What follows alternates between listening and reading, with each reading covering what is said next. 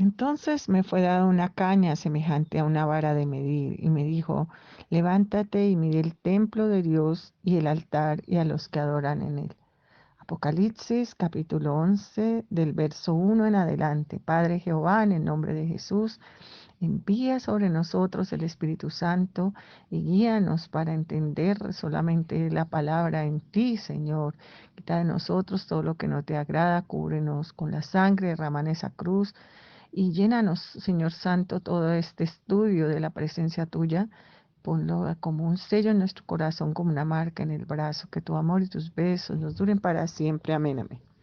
Sé la santa palabra de Dios acá en el libro de Apocalipsis, en el capítulo 11. Entonces me fue dada una caña semejante a una vara de medir y se me dijo, levántate y mide el templo y el altar y a los que adoran en él. Tenemos que hacer un recuento de que Apocalipsis, un libro precioso, es el último de la Biblia, una cartica de amor que Dios nos ha dejado para que la escudriñemos.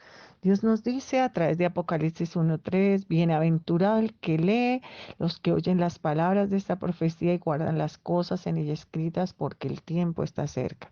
Dios nos habla de bienaventuranza, doblemente bendecidos si leemos, si oímos las palabras escritas en este libro y guardamos las cosas, hacer lo que dice la palabra en ella.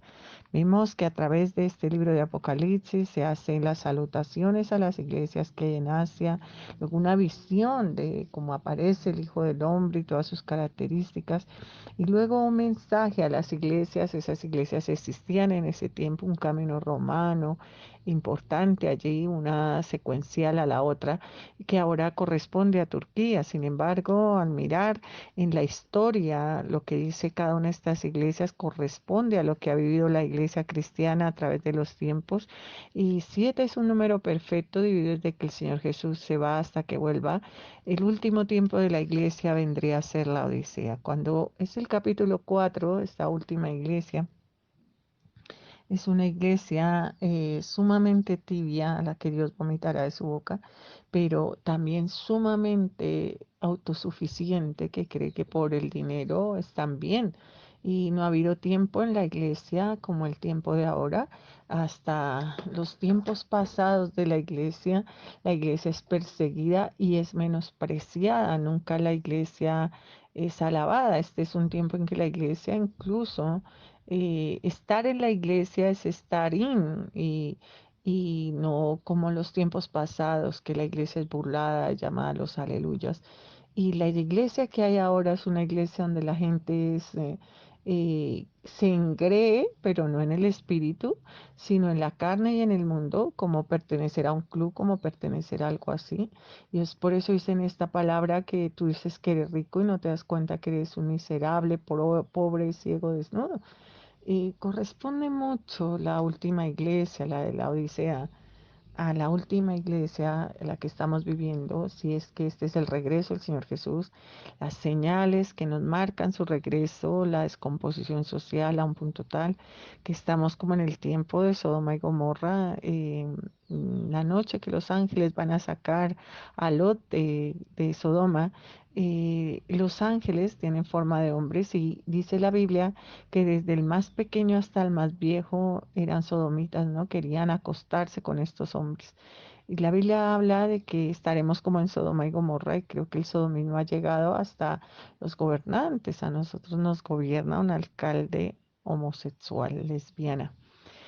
Que Jehová reprenda y consuma por la sangre poderosa de Jesús. Y a la par con esa descomposición social, una adulterio, fornicación, pedofilia, homosexualismo, robos, hurtos, mentiras, todo lo que hay alrededor, a la par con esa descomposición social, hay también un aparente cristianismo, todo el mundo, el Señor, y prueba de que somos la última iglesia. Dice la palabra que estos dolores irán aumentando. Estamos en una peste destructora mundial que ha cambiado toda la forma de vida.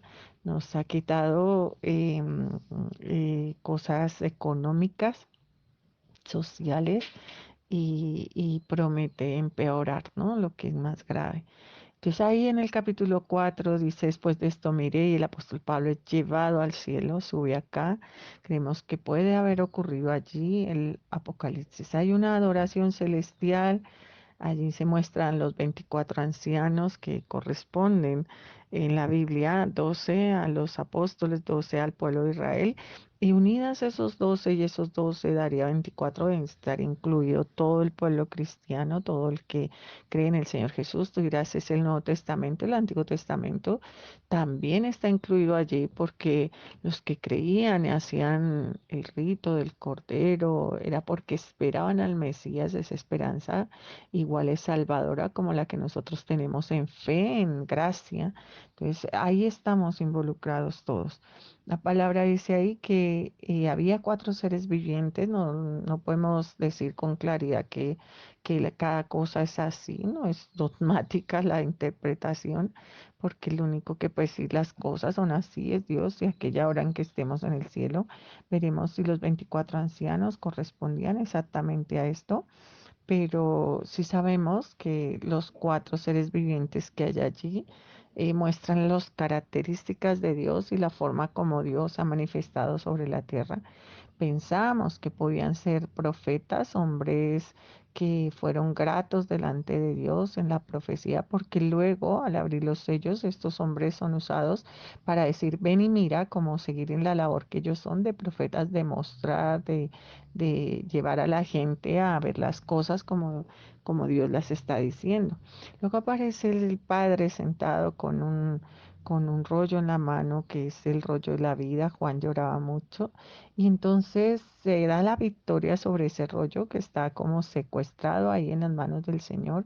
No se ha podido llevar a cabo todo el plan de Dios para el hombre, de vivir eternamente, de que no haya muerte, que no haya dolor, y porque el hombre ha caído en pecado. Pero el Señor Jesús, con su sangre, ha sido digno. Es el único, porque no había nadie que pudiera tomar ese rollo. El Señor Jesús toma ese rollo y empieza a abrir sus sellos. Al desatarse en los sellos, se desata también la ira de Dios, el enojo de Dios. Hay allí siete sellos. El primer sello se desata y es un caballo blanco. Sabemos que es el Señor Jesús, por lo que dice la Biblia más adelante en el mismo Apocalipsis, el jinete del caballo blanco, en el capítulo 19. 20, perdón, 20, 19, 11, en el capítulo 19, 11, y no interpretamos de otra manera porque la misma Biblia lo dice. Y luego vemos el caballo blanco y luego vemos los otros caballos y los colores de los caballos, representando lo que cada cosa dice allí, ¿no? El uno quitó la paz de la tierra, el caballo negro tenía una balanza en la mano, entonces la injusticia en la comida, en las cosas. Y el cuarto sello era un caballo amarillo, que es el de la muerte. Al recordar que el Apocalipsis es Dios, es un presente continuo, el Apocalipsis nos habla del juicio de Dios en quien Dios todos viven, ¿no? Como dice la palabra, que no erremos mucho porque para Dios todos están vivos. Dios no es como nosotros, no corre el tiempo para Él en pasado, futuro, presente, sino que es un presente continuo. Su nombre es el Yo Soy y está en presente continuo. Y eso significa, como él mismo dice, el Señor Jesús, Dios no es Dios de muertos, sino de vivos, y en Él todos viven. Entonces todos están resucitados en la presencia del Señor. Y al mirar eso, entonces todos estos cuatro sellos, entonces estos siete sellos, pero inicialmente hasta el cuatro que vamos, representan un tiempo presente para todas las iglesias, para todos los tiempos, pero obviamente en este tiempo final habla la Biblia en Mateo 24 de una gran tribulación, entonces serán aumentados un poco más estos sellos y habrá mucha más muerte en la tierra. Entre el cuarto y el sexto sello debe ocurrir el rapto, porque luego en el capítulo 7 aparece la multitud vestida de blanco en el 7:9. Eran de toda lengua, raza, nación, y al preguntar quiénes eran estos, en el 7:14 yo le dije, Señor, tú lo sabes, y él me dijo, estos son los que han salido de la gran tribulación, y han lavado sus ropas y las han emblanquecido en la sangre del cordero. Entonces, entre el 4 y el 6 ocurre el rato en estos sellos. Cuando es el sexto sello, entonces la Biblia dice que o sucedieron cosas tremendas en la tierra y en todo el último versículo habla de que el gran día de la ira del Señor ha llegado. Antes de que ese día llegue o que ese momento empiece, son sellados ahí en el capítulo 7 los elegidos, cada uno 12.000 de la tribu de Israel. El número 12 abarca también perfección en la Biblia y es usado mucho allí con las tribus, con los discípulos y son 12.000, o sea, implica una cantidad muy grande y podemos imaginar ahí, como dice la palabra misma, que son de cada tribu de Israel, pero siendo nosotros una adopción al olivo original, el olivo original es Israel, nosotros una adopción al olivo original, pues podemos estar incluidos ahí en esos 12.000 de por lo menos la tribu de Judá, que es la que el Señor Jesús viene y el rey David. Entonces estamos ahí como un injerto, pudiera ser, si es que aún no hubiese ocurrido el rapto, porque no podemos decir sí, ya ocurrió o no ocurrió. Eso solo lo sabe el Señor y eso lo dice Mateo 24:37, el día y la hora solo está en el conocimiento del Padre. O sea, el especificar cada cosa y que cada cosa se vaya abriendo a nuestros ojos irá en el transcurso de que las cosas van sucediendo, pero pudiéramos pensar que si no llega a ocurrir el rato, porque no oramos, porque también eso pende de que el Señor Jesús dice que oremos para que seamos librados de la hora de la prueba. Y si no oramos lo suficiente, entonces quizás nos toque vivir el rato, pero Dios también nos sellará para que todas esas tribulaciones no vengan sobre nosotros con tanto poder ni con tanta cosa tan tremenda como narra aquí la palabra. Luego va la multitud vestida de blanco, entonces ya están allá en el cielo.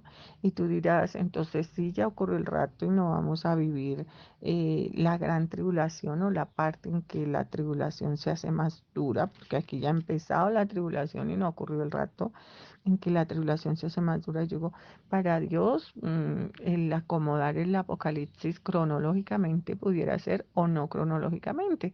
Entonces, cuando nos diga, como cuando decían, el profeta Elías tiene que venir y el Señor dice, y a ver si lo puede recibir Juan, es el profeta Elías que había de venir. O sea, igual, o sea, la multitud vestía ropas blancas, aunque aparece aquí en el capítulo 7 no tiene que ser necesariamente cronológica y podemos estar después y haber vivido toda la tribulación. Cuando se abre el séptimo sello comienza la ira más tremenda de Dios. Se hace silencio en el cielo como por media hora y recordamos que ese silencio tenía que ver con el hecho de que ya no hay nada que decir. Allá, si ya ha ocurrido el rato incluso, o si no hubiese ocurrido y la gente que ha muerto, si está en el presente de Dios, y aún si no quisieras aceptar esa parte y todavía creer que Dios no está en un tiempo presente y que la gente no está resucitada delante del Señor y que cuando el Señor le dijo al hombre que estaba al lado de él, te aseguro que hoy estarás en el paraíso, no se refería a eso, tú puedes creer lo que quieras, pero la Biblia da claridad en que cuando una persona muere va directo a la presencia de Dios. Está establecido que el hombre muere, vaya directo a la presencia de Dios y la gente pasa al tiempo de Dios, entonces ya no hay pasado ni futuro ni presente, sino que es el presente de Dios. Entonces, en ese presente de Dios, al menos lo que puedes tener claro es que están Elías y Enoc, porque ellos no gustaron muerto y fueron llevados directo con el Señor. Entonces, la pregunta que te hacemos es, ¿dónde están ellos? Entonces, si están en la presencia de Dios, podrían interceder en esa hora por los que están en la tierra y decirle al Señor, detén tu ira o opinar o algo. Más adelante en la Biblia, en el capítulo 11 ya no se hace este silencio, sino que hay voces, ¿no? Pero acá se hace silencio porque no hay nada más que decir. El juicio de Dios es perfecto y destruir la tierra es lo lógico. En el Espíritu de Dios que están todos, porque ya no se puede hacer más. Él dio toda oportunidad al hombre y Dios no contenderá con el hombre para siempre y tampoco llevará a un cielo nuevo y una tierra nueva a alguien que definitivamente tomó la decisión de que no quiere estar con el Señor. Entonces se hace silencio como por media hora por todo lo que va a suceder, ¿no?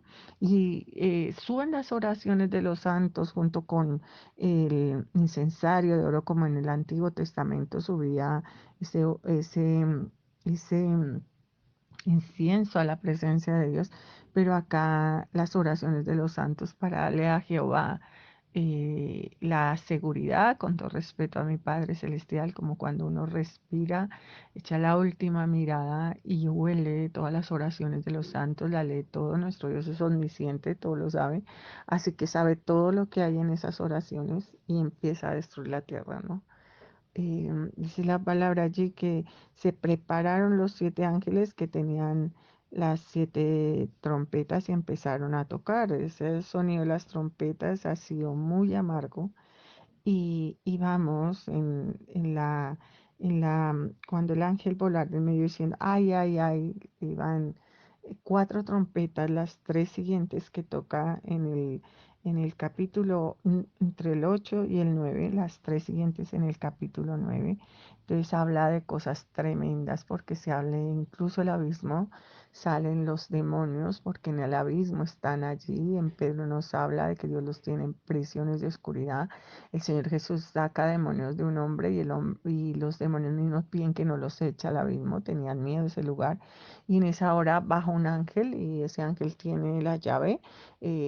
Satanás es el que manda, es el allí del abismo, el Apolión y salen a atormentar, ¿no? Y por un tiempo específico, pero todo permitido por Dios. Cuando el sexto ángel toca la trompeta, y entonces se desatan los 4 ángeles, también estaban atados, o sea que eran ángeles que no estaban en libertad como los ángeles de Dios, sino también ángeles caídos, y salen a destruir, ¿no? Y con ello va un ejército guiado por esa maldad, esa impiedad, y hacen cuanta destrucción, y sin embargo, con todos esos ayes, toda esa muerte, todo lo que ha muerto hasta ahí, no se arrepienten de seguir en la idolatría, dice el 9:20, y de la maldad.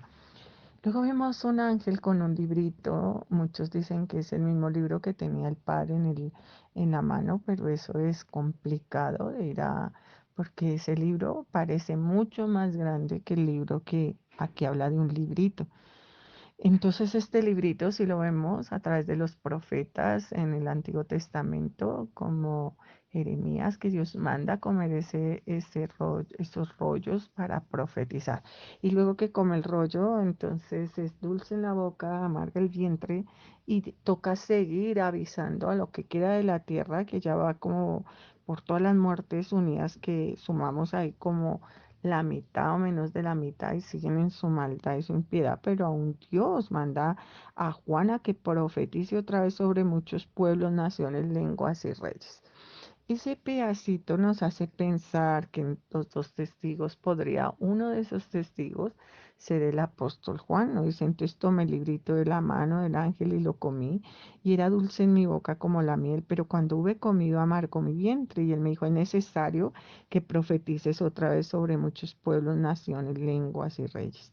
Juan el Bautista ya había profetizado, y sí, como la interpretación exacta que hemos dicho que el mismo Dios nos la ha dado a través de los evangelios, cuando el Señor dice que la mujer que ha tenido 7 maridos, 7 hermanos por maridos porque no ha podido quedar embarazada, y luego muere ella y muere, ¿de quién sería en el cielo esposa? Dice, allá no será ninguno porque serán como los ángeles, pero luego el Señor adiciona que muchos ramos porque en el cielo Dios es Dios de Abraham, dice Jacob, Dios de vivos y no de muertos, y que en él todos viven.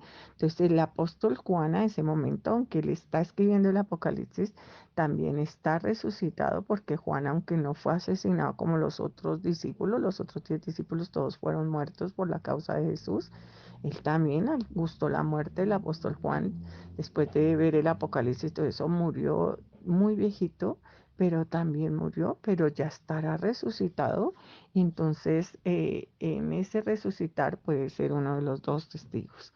Que la palabra entonces me fue dada una caña semejante a una vara de medir y se me dijo, levántate y mire el templo de Dios y el altar y a los que adoran en él. Sabemos que el templo será reconstruido. El templo de Jerusalén no ha sido reconstruido y es algo que sí se está haciendo ahora en Israel.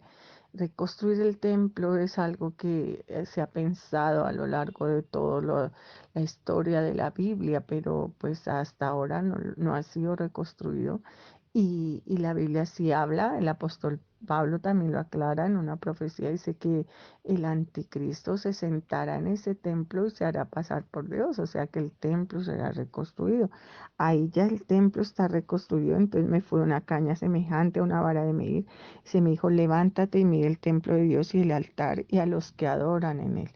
Este templo puede tener una significancia que no aclara tampoco la Biblia, porque hasta cuando el apóstol Juan está hablando en el cielo, entonces este templo también puede ser allá en el cielo, que lo mire el apóstol Juan, y también puede ser el templo, la Jerusalén que hay acá en la tierra, sucederá la para arriba y también en la tierra.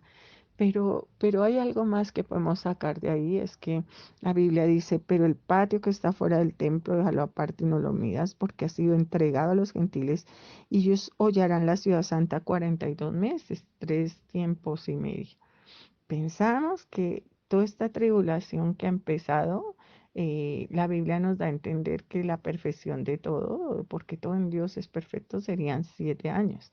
Estos 3 tiempos y medio, 42 meses serían 3 años y medio, entonces ya estaríamos como en el final de la tribulación, donde Satanás ya se muestra claramente como un enemigo de las cosas de Dios y no como alguien que ha traído la paz y ya está sentado en el templo y allí dice Dios que miran a los que adoran en él, pero que el patio de afuera es para los gentiles, o sea, todavía están los judíos ahí, si es que no han sido llevados al cielo, y porque han sido sellados ahí en el capítulo 7, que nos dice que fueron sellados, el 7 cada uno de cada tribu, y Dios dice que los mira el ángel, y la pregunta es cómo los mide, ¿no? También con respecto a si son verdad o no lo son, o a qué es la medida.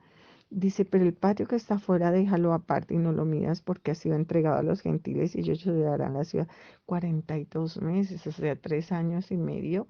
Todavía la ciudad será hollada por el pueblo gentil. Cuando tú vas a Israel, ves que casi que ver un judío es algo extraordinario, porque por todo Israel se ve solo gentiles y gentiles graves como los musulmanes, la sangre de Jesús cubra. Dice que y daré a mis 2 testigos que profeticen por 1260 días vestidos de silicio. Entonces, esta profecía sí está sucediendo en el templo aquí en la tierra, ¿no? Dice, y están vestidos de silicio, lo que implica que es como el Antiguo Testamento, no tanto la gracia del Nuevo como el Antiguo Testamento. Esa gracia comienza después que el Señor Jesús se va para el cielo, pero antes se vivía por las obras de la ley, por las cosas de la ley, y luego el Señor Jesús por gracia.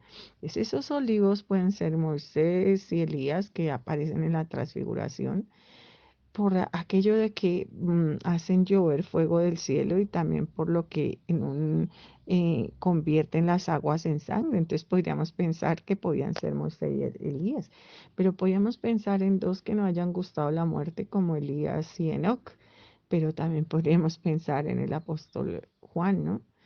Como un profeta que ha empezado su profetización y por eso tal vez Dios no le dejó morir como a los otros, aunque también torturaron al apóstol Juan y lo llevaron a la isla de Patmos, pero él muere por muerte natural y acá que lo asesinen como a los otros, pero quién sabe, ¿no?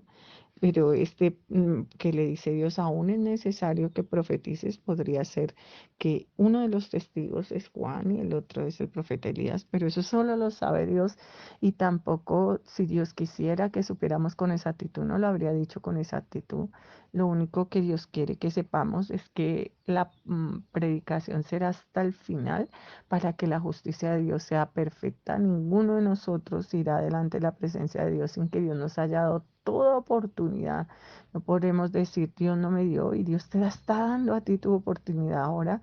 Hay muerte allá afuera y aún puedes aceptar a Jesús y aún puedes cambiar. Dice, estos 2 testigos son los 2 olivos y los 2 candeleros que están en pie delante de Dios del Dios de la tierra. O sea, estos olivos y candeleros significaban que la unción del Espíritu está en ellos, aunque el Espíritu Santo, si ya ocurrió el rapto, se ha ido de la tierra, no es que se haya ido del todo de la tierra, porque Dios está siempre, sino del trabajo que él estaba haciendo desde el momento en que el Señor Jesús se va para el cielo y que dice, yo estaré con vosotros hasta el fin. Entonces, ese trabajo del Espíritu ya terminado, como el trabajo de Cristo, y no es que Cristo no trate con nosotros ahora, Él está en el cielo, pero no trata aún con nosotros, no como trataba cuando estaba con sus discípulos acá.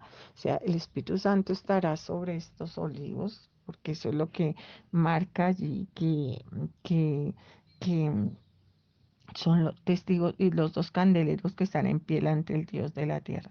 Si alguno quiere dañarlos, es lo que nos hace pensar en Elías, sale fuego de la boca de ellos y devora a sus enemigos. Y si alguno quiere hacerles daño, de morir él de la misma manera. O sea, estos olivos tienen poder de destruir y el fuego que hace descender Elías de pronto nos hace pensar en él. Y bueno, y estos tienen poder para cerrar el cielo a fin de que no llueva en los días de su profecía, lo que hace también el profeta Elías, y tienen por sobre las aguas para convertirlas en sangre, eso lo hace Moisés. No importa quiénes sean, son delante de Dios. Nos inclinamos de pronto en el corazón por Moisés y Elías y quizás, ¿no? Y para herir la tierra con toda plaga cuantas veces quieran. O sea, ellos pueden hacer cuantas plagas quieran. Cuando hayan acabado su testimonio, o sea, la predicación, la bestia que sube del abismo hará guerra contra ellos y los vencerá y los matará. Quizás cuando el Señor Jesús viene a la tierra, entonces ellos sabían y también por eso podemos asegurar que tal vez Elías está allí, porque cuando acaba el libro de Malaquías sirve para cuando viene el Señor por primera vez y cuando venga el Señor por segunda vez, que antes de que todo esto ocurra, vendrá el profeta Elías, ¿no? Nos dice el libro de Malaquías, el último libro del Antiguo Testamento, habla de eso, dice Malaquías 4:5, aquí yo envío al profeta Elías antes que venga el día de Jehová grande y terrible. Pero el Señor Jesús da cumplimiento a esa profecía para su primera venida, pero también el cumplimiento será para su segunda venida. Entonces, de uno que estamos tal vez más seguros es que uno de ellos era Elías, ¿no? El otro, pues solo Dios sabe quién es y cualquiera podría encajar allí, podría ser Moisés. Dice, cuando acaba el testimonio, la bestia que sube del abismo, o sea, el mismo diablo que está ahí en las trompetas, cuando se toca la quinta trompeta, entonces hará guerra y contra ellos y los matará, los vencerá y los matará. Suponemos que si estamos en un tiempo como este, las cámaras de televisión registrarán todo eso y será tormento para la gente porque se está predicando de nuevo allí y profetizando de nuevo. Quién sabe qué profetizarán y si dentro de lo que profetizan, profetizarán también que ellos resucitarán. Eso solo lo sabremos en ese momento y ojalá no lo sepamos y ya estemos con el Señor. Lo sepamos desde el cielo y no acá en esta tierra. Dice, esto tienen poder para cerrar el cielo y convertir en sangre las aguas y para herir. Bueno, cuando hayan acabado su testimonio, la bestia que sube los hará guerra contra ellos y los vencerá y los matará. Y sus cadáveres estarán en la plaza de la grande ciudad que en sentido espiritual se llama Sodoma de Egipto, donde también nuestro Señor fue crucificado. De eso no tenemos duda. Y estos olivos estarán ahí en Jerusalén, ¿no? Donde el Señor Jesús es crucificado. Y quiero que veas las características que nos dan también pensar que este es el tiempo final. Y es que dice que se llama Sodoma, ¿no? El sodomismo es un término ya usado para el homosexualismo y Egipto, porque también allí en lo que nos puede asegurar que pronto el otro profeta es Moisés, ¿no? Y lo de los pueblos, tribu, lengua y nación verán sus cadáveres por 3 días y medio y no permitirán que sean sepultados. Volvemos otra vez a la mitad del 7, que es de perfección humana, y 3 días y medio los cadáveres los dejarán allí, ¿no?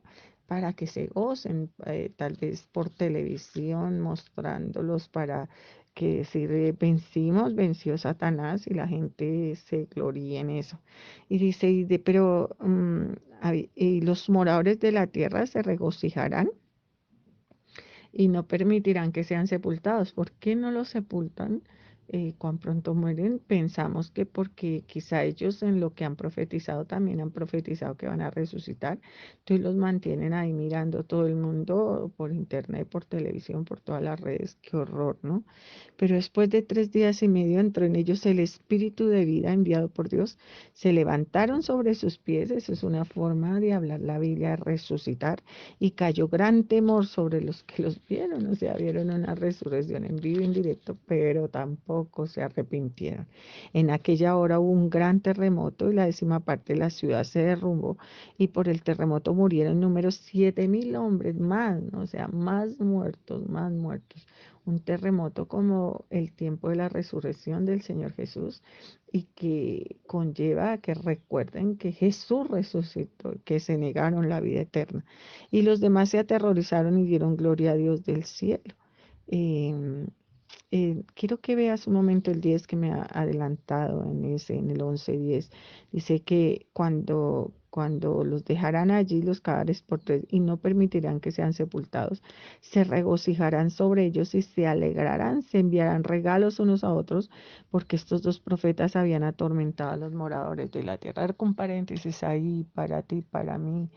Muchos días el Señor nos ha dicho cosas que nos caen duro a nuestra vida, ¿no? Porque nos evidencia nuestro pecado, nuestra maldad y no nos gusta. Pero tremendo irnos contra el Señor, porque Él es el Todopoderoso, el vencedor. Y quizá en esta hora estás amistado metido entre tu familia, entre todos los que no hacen la voluntad de Dios y odias a los que predican la palabra, al que habla de Dios, al que ora, al que habla verdad y ora verdad, porque cuando hablamos con el Señor no podemos hablar mentira, nosotros no podemos decir al Señor, ay Señor, bendice al alcalde Claudia, que es una lesbiana, y que todo le salga bien porque la gente quiere oír que oremos así, bendice la mentira, bendice la burla de tu nombre, bendice al que está pisoteando tu nombre, tus leyes, tus mandatos, no podemos orar así, pero el que está haciendo eso quisiera que orásemos así. Por eso la idea de que en este tiempo final se buscaron maestros que les dijeran lo que querían oír, porque no aguantaban lo que era la verdad. Y obviamente estos profetas deben estar diciendo que lo que sigue es el infierno, que miren la ira de Dios y que aún no ha comenzado a toda plenitud, porque el infierno será algo de horror, que no será, esta tribulación es tremendamente grande, pero el infierno es algo más terrible, que Dios vencerá, bueno, todo lo que sea. Entonces no lo quieren oír, como tal vez tú no quieres oír tampoco lo que estamos diciendo ahora.